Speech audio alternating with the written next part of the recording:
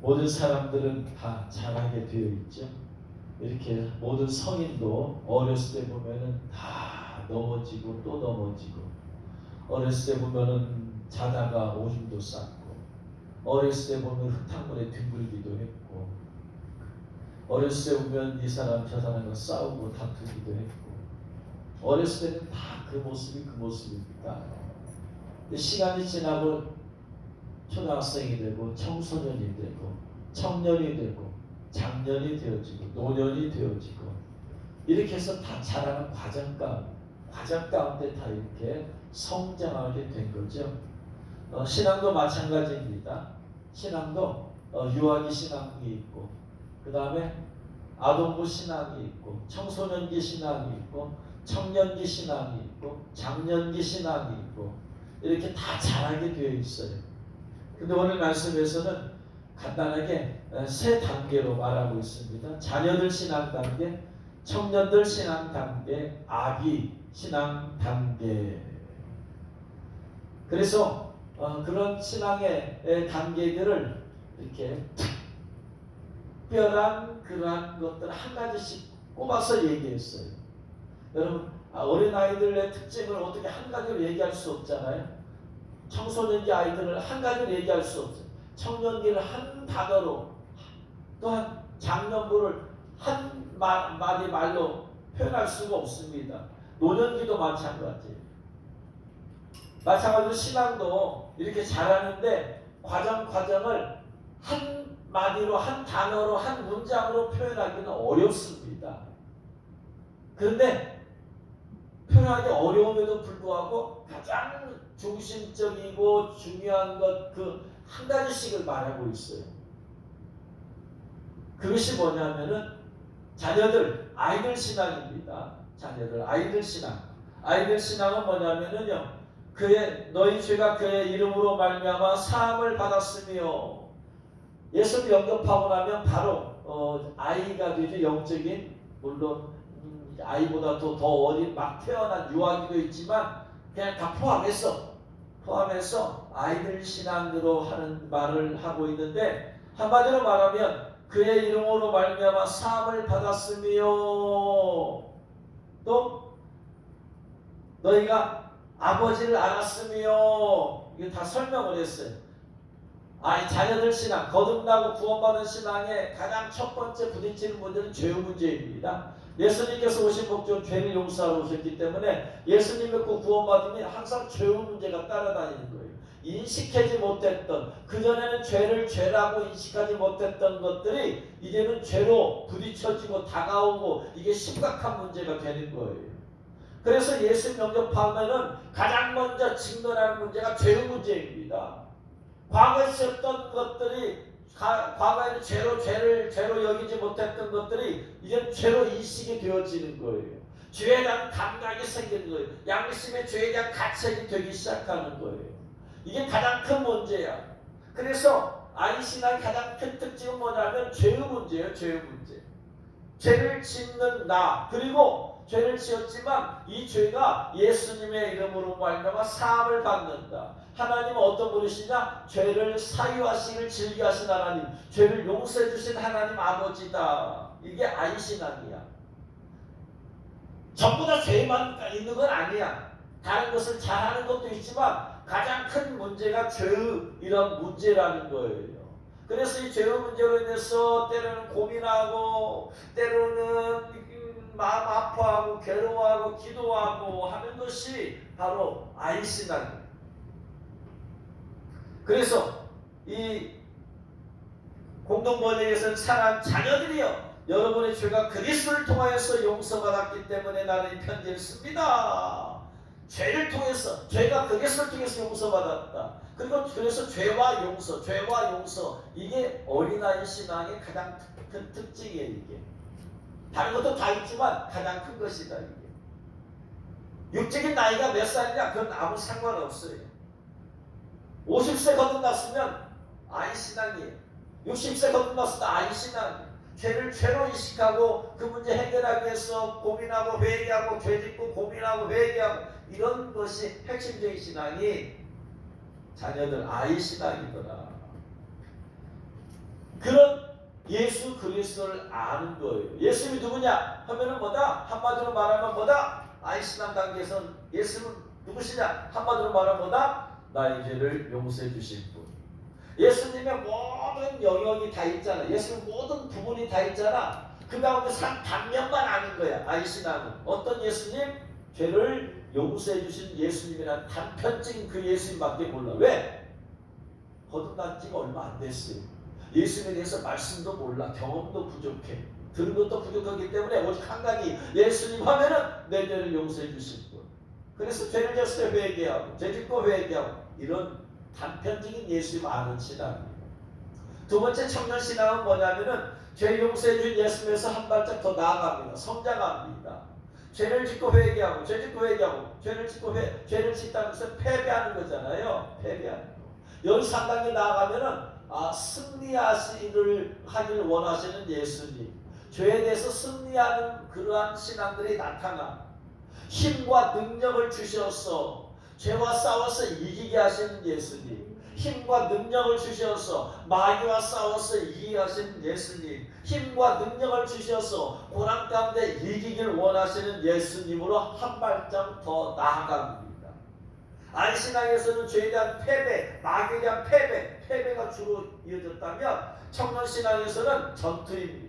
도전하는 거예요. 그래서 때로는 패배도 있지만 계속해서 전투하는 거예요. 영적 전투를 통해서. 그런데 영적 전투하려면 무기가 있어야 되잖아요. 그래서 말씀의 능력, 성령의 능력, 보혈의 능력, 이런 힘을 가지고, 이런 능력을 가지고 도전하는 거예요. 싸우는 거예요.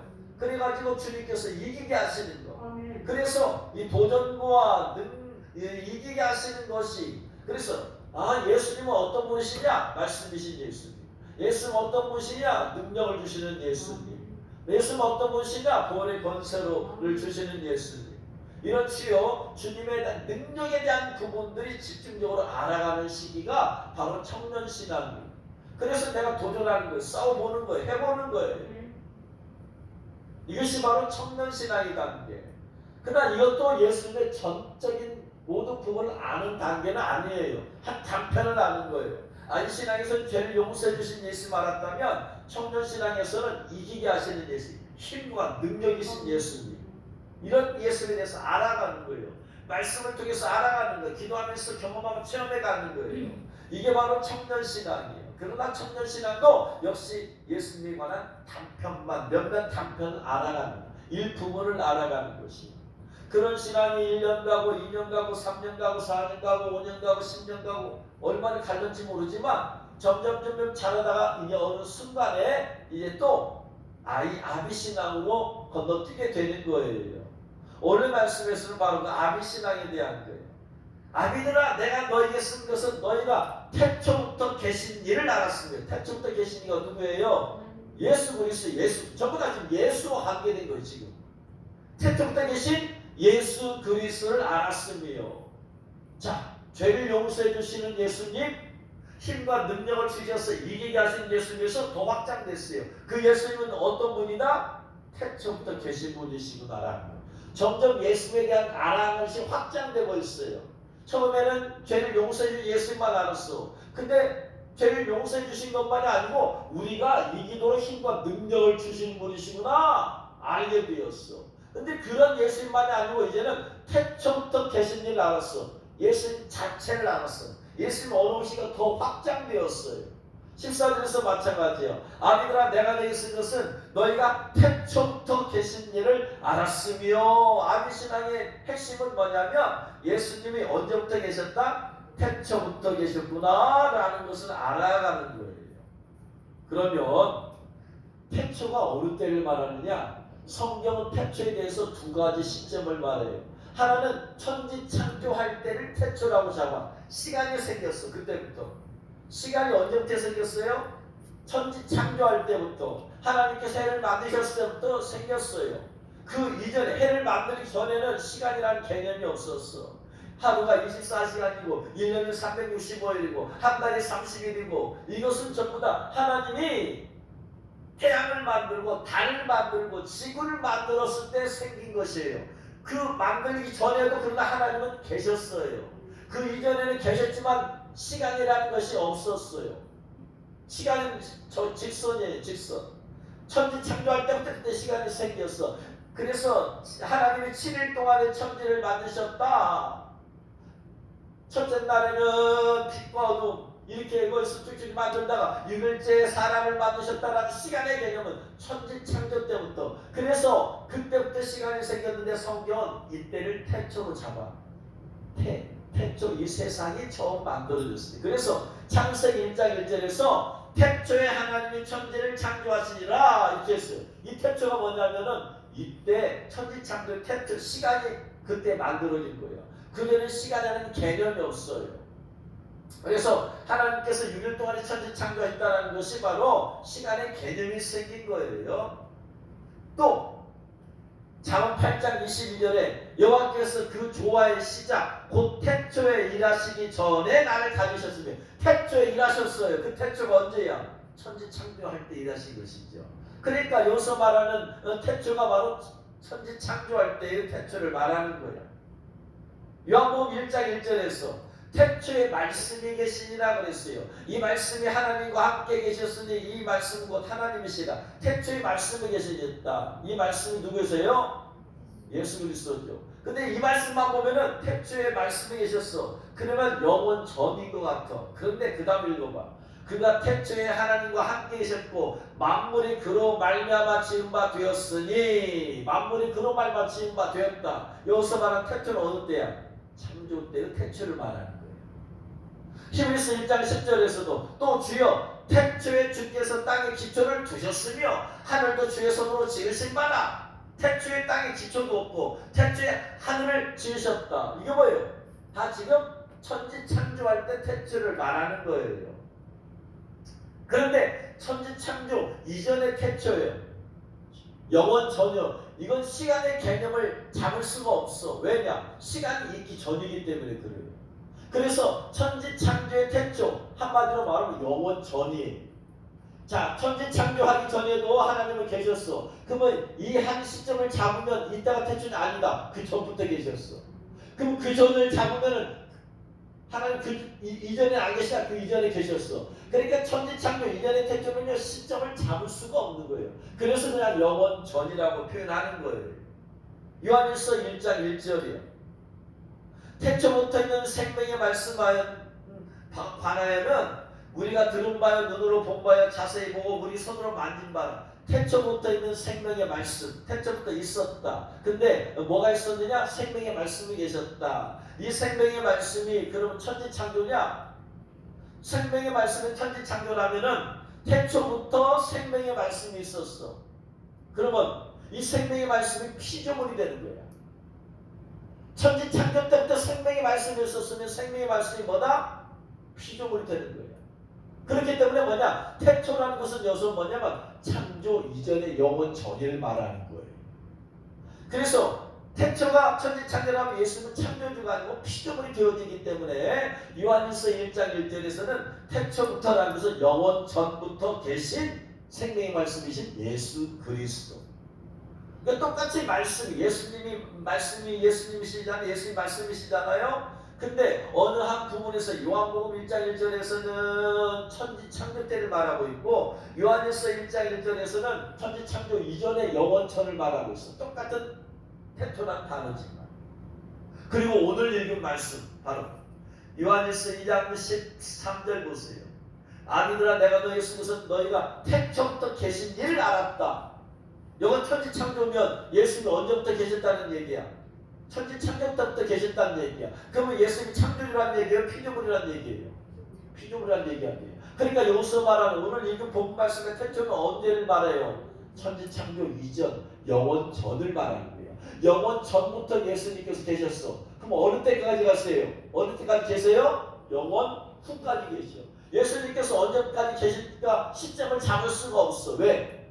잡는 순간에 피조물이 되기 때문에 그런 거예요. 영원 후까지 계시는 거예요.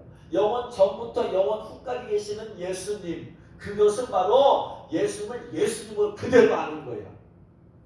예수님을 죄 용서해 주신 분은 아는 것은 단편만 아는 거야. 아이가 태어나면 엄마 아빠밖에 모르는 거야. 세상에 사람들 엄마 아빠밖에 없는 줄 알아. 아니다. 단편만 하는 거야.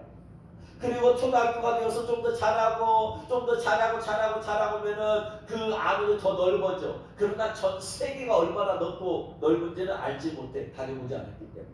그러니까 역시 제한적이야. 청년신앙은 이기게 하시는 예수님. 아기신앙은 뭐냐면요, 영원 전부터 영원 후까지 계시는 예수님을 예수님답게 완전하게 아는 그런 신앙이에요. 그래서 아기신앙은 뭐냐면 예수님을 한 단편적으로 아는 게 아니라 예수님의 전부를 아는 거예요. 사실은 예수님의 전부를 안다는 것은 이건 언어 도단이야. 이건 알 수가 없어. 어떻게 피조물인 인간이 예수님에 대해서 영원 전부터 영원 후까지 계신 예수님을 다 알 수 있어요, 없어요? 없어요. 우리는 그럴 능력이 없어. 그런데 그냥 막연하게 그럼 예수님 영원 전부터 영원 후까지 계시는구나, 이렇게 넓게 그냥 알 뿐이야. 예수는 좀 더 폭넓게 알 뿐이야. 이게 아비신앙이야. 이렇게만 설명만 잘 모르니까 베드로를 통해서 아이신앙, 청년신앙, 아비신앙을 제가 설명해 드릴게요. 베드로는 예수님께 부르심을 받았을 때 그는 뭐냐면 아이신앙자였어요. 아이신앙이라는 것은, 아이는 부모님께 기쁨을 주기도 해. 그죠? 아이가 웃는 모습만 봐도 기쁘고 막 즐겁고 그렇잖아. 그런데 그 아이가 엄마 아빠께 잘못도 많이 하고 넘어지기도 많이 하는 거예요. 마찬가지야. 아이신앙은 하나님께 기쁨을 주기도 하지만 결국은 뭐냐? 죄 문제야, 죄 문제. 너 자주 넘어진다는 거예요. 자주 넘어져서 또한 아픔을 주고 때로는 실망을 주기도 하고 하는 것이 바로 아이신앙이에요. 마태복음 16장 예수님께서 제자들에게 사람들이 나를 누구라고 하냐 그랬더니 누구는 예레미야라고, 누구는 또 엘리야라고, 또 누구는 세례 요한이라고 합니다. 그랬어요. 너희는 나를 누구라 하냐 했을 때, 여러분 잘 알다시피 베드로가 주는 글이 써서 사랑하는 하나님의 아들입니다라고 했을 때, 베드로, 야 바요나 스모나, 그 말이 맞다. 이 일을 내게 알게 하시는 하늘이신 내 아버지다라고 이렇게 칭찬해요. 그러자 그때서부터 예수님께서 이제 당신이 십자가 지실 것을 말씀하세요.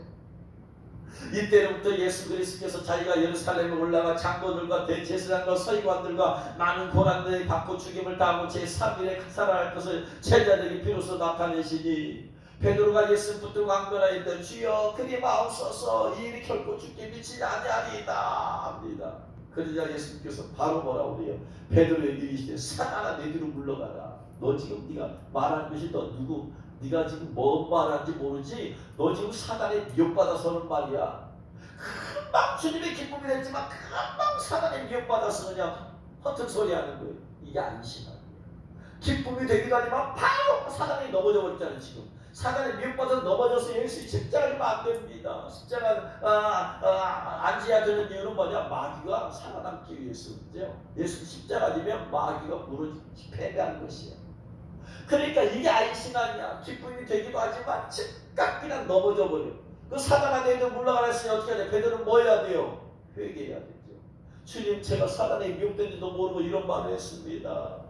수많은 사람들이 자기가 하는 말이 사단에게 미혹되어서 한 말인지 모르고 말을 하는 거예요. 이게 뭐냐면 다 이 죄에 회개할 문제다 이 말이에요.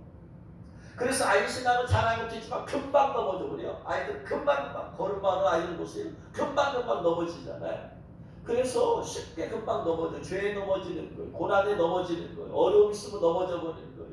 그냥 시험 들면 넘어져 버리는 거예요. 이게 금방 넘어져. 성도들 가운데서도 금방 넘어져. 그냥 이게 다 어린아이 신앙이야. 교회를 10년 20년 다녔어도 금방 넘어져. 이게 어린아이 신앙이라는 거예요. 이게 지금 누가복음 22장에 보면은요, 예수님께서 이제 십자가를 하신다고 하니까 베드로가 뭐라고 합니까? 나는 내 목숨 걸고 나는 예수님 부인하지 않겠습니다. 난 예수님 따라가겠습니다라고 하는 거예요. 얼마나 이렇게 그냥 믿음의 고백에 담대해요. 그때 예수님께서 아니다, 너는 나를 3번 부인할 것이다. 아니나 다를까 베드로는 3번이나 부인할. 우리가 신앙은 많습니다. 건드리게 딱 하지만 금방 넘어져 버려서 3번째는 예수를 저주까지 해버리잖아. 이 자주 넘어지는 거야. 이게 바로 베드로가 어린아이 신앙이라는 증거예요. 그리고 밖에 나가서 심히 통곡하니라. 죄 때문에. 이 신앙은 죄 때문에 통곡하는 거야. 아프고 괴로워. 양심에 괴로워. 이게 이 신앙이에요. 두 번째, 베드로는 이제 청년신앙 단계로 넘어가는데, 청년신앙 넘어가는데 계기가 뭐냐면 마라크 기도다 성령의 충만함을 받았다는 얘기죠. 성령의 충만함 받아야지 청년신앙으로 넘어가는 거야. 왜냐하면 힘과 능력을 누가 주시는데? 성령께서 주시는 거야. 성령이 마셨다니까 권능을 받고. 그래서 청년신앙으로 넘어가기 위해서는 반드시 성령 충만함과 권능을 받고 경험을 해야만 되거든요. 그래서 사도행전 2장 14절에 베드로가 11 사도와 함께 서서 소리 높여 이르되 이 신앙에서는 예수님을 부인했어요. 행위는 자기가 죽을까 봐서. 근데 이제는 뭐냐? 힘과 능력으로 전투하는 신앙이야. 싸우는 신앙이야. 그래서 그냥 11 사도와 함께 소리 높여 이르되 예수 그리스도를 증거하고 있어. 회개하라. 너희가 회개하고 예수 믿으라. 이렇게 하는 거예요. 이런 모습이 바로 사도행전에 있는 모습이 바로 베드로의 청년신앙 단계예요. 사도행전 3장 4장에서 보면은 말이에요. 3장 4장에 보면은 성전에 들어갔다가 앉은 배 이렇게 세우잖아요. 예수 그리스도의 이름의 권세와 능력으로. 그러니까 막 관원들이 막 바리새인 사기에 일어나서 막 예수 이름으로 능력도 행하지 말라고 위협하고 협박하잖아. 청년신앙은 거기에 굴하지 않는 거야. 힘과 능력이 있기 때문에. 그래서 사도행전 4장 8절 이하에 베드로가 성령에 충만해서 백성의 관리들과 장로들아 하면서 담대하게 막 외치는 거예요. 그래서 그들을 불러 18절에 경고하여 도무지 예수님의 이름으로 말하지도 말고 가르치도 말라 하니까 베드로와 요한이 대답하여 이르되 하나님 앞에서 너희의 말을 듣는 것이 하나님의 말씀을 듣는 것보다 옳은가 판단하라. 우리는 모든 것을 말하지 않을 수 없다. 싸우는 거예요. 아무리 뭐 그냥 누르고 찍어도 그냥 뭐 협박이도 당할 수가 없어요. 이게 청년신앙이야 이게. 아이신앙 같으면 팍 거꾸로 했을 거야 아마.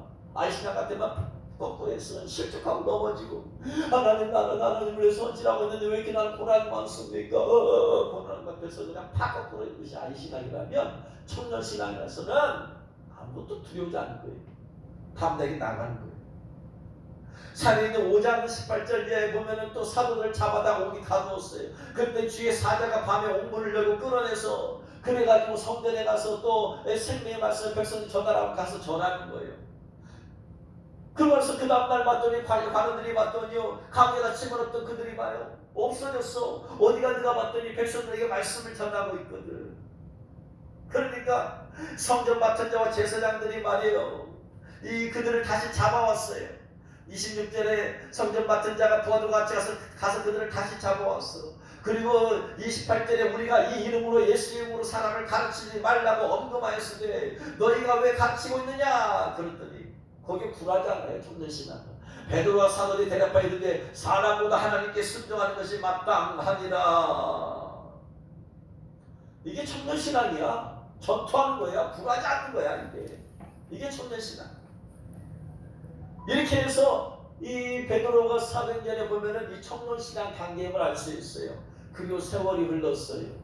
이제는 시간이 흐르면서 이제 청년신앙 단계에서 베드로가 아비신앙 단계로 넘어가게 되는 거예요. 자, 아이신앙은 죄를 용서해 주신 예수님만 알았어요. 청년신앙은 전투하는 신앙, 승리하시는 힘과 능력을 주시는 신앙 단계로 넘어갔어. 그러다가 이제 아비신앙은 예수님을 더욱더 풍덥게 아는 거예요. 예수님의 그러한 모습만 있는 게 아니잖아요. 어떻게 예수를 죄를 용서해 주신 분으로만 설명할 수 있어요? 힘과 능력을 주셔서 이기게만 하시는 예수님을 설명할 수 있어요? 아니죠. 그래서 아비신앙이 되었을 때 베드로는 전수와 후서를 쓰면서 그러면서 예수님에 대해서 아주 폭넓게 단순히 죄를 용서해 주신 예수님만 전하는 게 아니고 힘과 능력을 주셔서 이기게 하신 예수님만 전하는 게 아니라 예수님의 또 다른 모습들을 전하고 있어요. 베드로전서 1장 14절 너희가 순종하는 자식처럼 전에 알지 못하던 때 따르던 너희 사역을 본받지 말고 오직 너희를 부르신 거룩한 이처럼 너희도 모든 행실에 거룩한 자가 되라. 내가 거룩하니 너희도 거룩할지어다. 이제는 거룩에 대해서 말하는 거지. 거룩이 뭐냐면요 예수 그리스도의 거룩하신 그 자체를 닮아가는 거예요. 거룩에 대해서 눈이 뜨여지기 시작했어요. 용서에 대해서 막 눈이 떠져졌고, 싸우게 하시고 이기게 하시고 승리하게 하시는 예수님에 대해서 눈 떠졌던 그가 하나님은 그분 자체로서 거룩하시구나. 거룩 거룩 거룩. 영원 전부터 영원 후까지 계신 그 하나님은 거룩하신 하나님이시구나. 그 거룩하신 하나님의 성품을 닮아가야 되겠구나. 1장 18, 1절 이하에 너희가 알거니와 너희 조상이 물려준 헛된 행실에서 대속함을 받은 것은 의나 금같이 없어질 것으로 된 것이 아니요 오직 흠없고 점없는 어린 양 같은 그리스도의 보배로 피로된 것이라. 그는 창세 전부터 미리 알리신 바니라. 창세 전, 태초부터 계신 일을 알았으며. 예수님은 어떤 분이시냐. 세상 사람들은 예수님을 마리아의 아들로 왔구나. 그때부터 알았어. 사람들은, 세상 사람들은. 베드로는 창세 전부터 계신 예수를 알았어. 그렇구나. 예수는 창세 전부터 계시구나. 아비신앙 단계에 간 거예요. 그런데 이 말씀이 너희를 위해서 나타내신 바 되었다. 원래 그분 창세 전부터 계신 분이십니다. 또 5장에 보면 장로들의 고난을 나와 함께 된 장로된 자요 그리스도의 고난의 징이요 나타날 영광에 참여할 자다. 그는 고난에 대해서 얘기하고 있어요. 예수의 고난을 받은 것처럼 우리도 고난을 받아야 된다. 그리고 예수 그리스도 오셨을 때 영광스러워서 우리도 영광을 받게 된다. 고난과 영광에 대해서 얘기하고 있어요. 여러분, 어린아이 신앙이 무슨 고난과 영광이 어디 있어요? 발등에 떨어진 죄 문제 해결하기도 바쁜데. 천년 신앙이 고난과 영광 아니요. 그냥 전투하고 싸우고 여기에만 집중되어 있어요. 베드로는 수많은 고난을 겪고 나서 이 고난이 결국은 하늘의 영광과 연관되어 있구나 넓게 보는 거예요. 베드로서 3장 8절 이하에 사랑하는 자가 죽게는 하루가 천년 같고 천년이 하루 같다는 양가지 잊지 말라. 주의 약속은 어디 니들이 더디다고 생각하니 더딘 것이 아니라 너희를 대면서 오래 참으사 아무도 멸망하지 않고 다 회개하기를 원하시느나 그러나 주의 날이 도적같이 오리니. 주의 오심에 대해서 얘기하고 있습니다. 영원 전부터 계신 주님께서 이제는 오시는구나. 그리고 나서 하나님의 날이 임하기를 간절히 바라고 간절히 사모하라. 그날이 하늘의 불에 타서 풀어지고 뜨거운 물질이 뜨거운 불에 녹아지리나 우리는 그 약속대로 의가 있는 곳에 새하늘과 새 땅을 바라보도다. 아비신앙은 새하늘과 새 땅까지 바라보고 영원한 새하늘과 새 땅까지 바라보고, 이게 아비신앙이야. 창세전부터 새하늘과 새 땅까지. 여러분, 어린아이 신앙이 무슨 새하늘과 새 땅이요. 지금 내 발등에 떨어진 이 죄 문제 해결하기도 바쁜데. 청년신앙은 현재 부딪힌 그 어려움과 어려운 환경과 도전하고 마저 싸우고 복음증하는 힘쓰고 앞에 전투하고 싸우고 여기에 집중하지.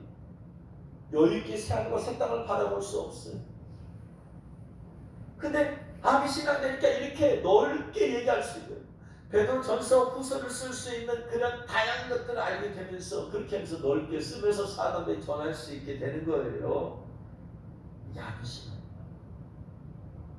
그러니까 신앙은 어디까지 성장해야 되느냐? 최소한은 청년신앙까지 가서 이기는 자가 돼야지. 요한계시록 2장 3장에 있는 이기는 자에 대한 축복, 이기는 자가 주의 오심을 깨어 준비하고 주 앞에 들림받을 수 있잖아요. 최소한 이기는 신앙까지 가야 돼요. 좀 더 간다면 어디까지 가야 되느냐? 영원 전부터 계신 일을 알고 또 새하늘과 새 땅까지 바라보고 이러한 아비신앙까지 갈 때 신앙이 온전히 성숙한 단계가 될 줄로 믿습니다.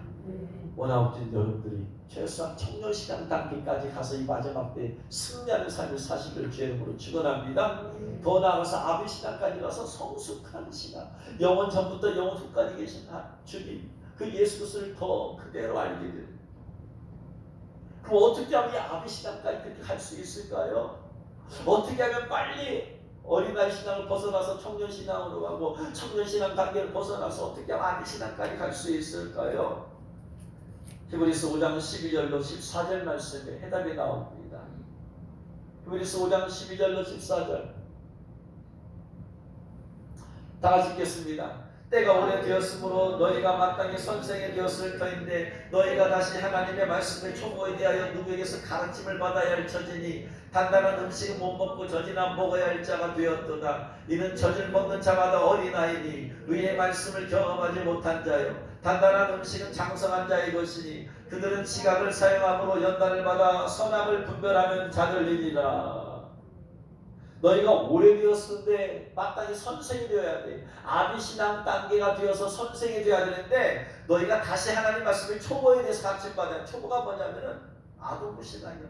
교회 다닌 지 오래되었는데 아직도 어린아이 신앙 단계를 못 벗어났냐. 왜 이렇게 단단한 음식 못 먹고 청년신앙, 아비신앙 단계에서 먹어야 될 말씀은 단단한 음식에 고난에 관한 말씀도 듣고 소화해야 되는데 아직도 칭찬해줘야 되고 격려해줘야 되고 인간적으로 위로해줘야 되고 이런 것들이 초신자들이라면 그럴 수 있다. 근데 지금 때가 오래됐는데 교회 다닌 지가 지금 오래됐는데 예수 믿은 지가 오래됐는데 아직도 지금 그 단계를 벗어나지 못하고 있느냐 이 말이에요. 저질 먹는 자마다 그냥 인간적으로 위로해주고 격려해주고 칭찬해주고 챙겨주고 그렇지 않으면 교회 안 나오고 이게 지금 어린아이다. 지금 어린아이. 첫 번째 그래서 뭐가 필요하다? 하나님 말씀에 대해서 가르침을 잘 말씀 성장하기 위해서 필요한 것이 뭐다? 말씀이에요.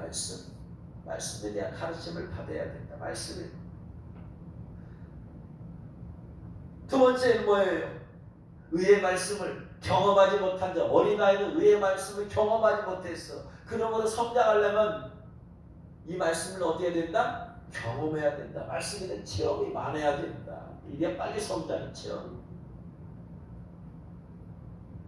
세 번째는 뭐냐면요, 단단한 음식은 장성한 자의 것이니 그들은 지각을 사용함으로 연단을 받아 선악을 분별하는 것이다. 선악을 분별하는 것이라면 말씀에 대한 깨달음이 있습니다. 말씀에 대한 깨달음. 경험론에 갇히지 말고 말씀에 대한 폭넓은 깨달음이 있어요. 깨달음이 있고 난 다음에 경험이에요. 깨달음이 더 많아야 돼. 경험론에 갇히지 말아라. 너희가 말씀에 대한 경험이 갇히게 되어지면 내가 경험하지 못하면서 인정을 못하게 되어질 거예요. 깨달음이 더 많아야 돼. 경험보다 뛰어넘는 깨달음이 있어야 돼. 그랬을 때 내가 경험하지 못했어도 다른 사람들의 경험을 인정해주고 할 수 있는 것은 바로 깨달음. 네 번째, 때가 오래되었으므로 시간이 필요하다. 시간. 그래서 사람이 성장하기 위해서 하나님 말씀에 대한 가르침이 있어야 돼요. 두 번째, 가르침이 지식으로만 들은 것이 아니고 그 말씀에 대한 체험이 있어야 돼요. 체험을 뛰어넘는 깨달음이 있어야 돼요. 그리고 사람이 성장하는 데는 콩나물처럼 며칠 만에 성장하지 않아요.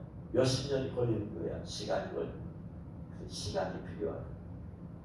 이렇게 되었을 때에 아비신앙으로 가게 되어져 있는 거예요. 그래서 원하옵기는 여러분, 하나님 말씀에 대해서 계속적인 가르침 받는 것을 사모하시기를 주님은 축원합니다. 다른 얘기보다 말씀 그 자체를 듣고 깨닫는 것이 중요한 거예요. 그렇구나. 그래, 아비신앙은 뭐냐? 태초부터 계시니 예수 그리스도. 그 예수님이 태초부터 계셨구나. 영원 전부터. 그리고 그분은 영원 후까지 계시는 분이시다. 이런 말씀을 자꾸 깨달아야 돼. 그리고 그 말씀을 경험하고 체험해야 돼. 그래야 예수님께서 내 죄를 용서해 주신 분이시고 이기게 하신 분이시고 경험하고 체험해야 돼.